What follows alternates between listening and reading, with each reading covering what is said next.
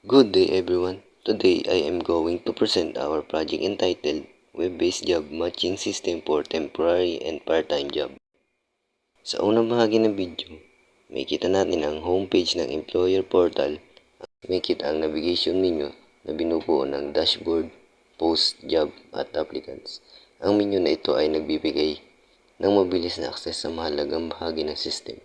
Sa dashboard section, ipinapakita sa summary ng system tulad ng total jobs posted at total applicants.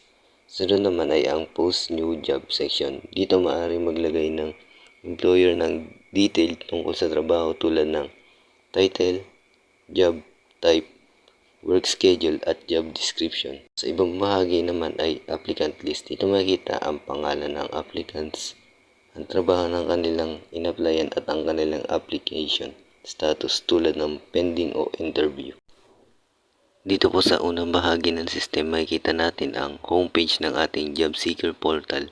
Dito makikita ang navigation menu tulad ng home, profile, jobs at application para madaling ma-access ng user at iba pang features ng system. Sunod naman po ay ang create profile section. Dito maaring maglagay ang user ng kanilang impormasyon tulad ng full name, email, address, skill, at prepared job. Mahalaga ang feature na ito dahil dito binubase ng system ang mga trabaho maaring i-match sa applicant.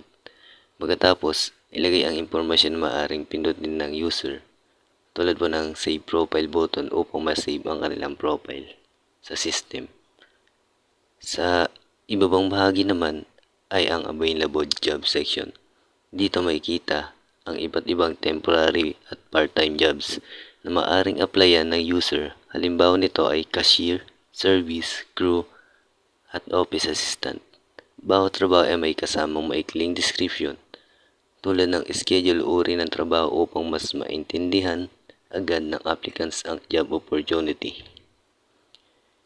Sa kabuuan, ang aking web-based job system ay ginawa upang makatulong sa mga taong naghahanap ng temporary at part-time jobs sa pamamagitan ng mas mabilis, organized at accessible na online platform.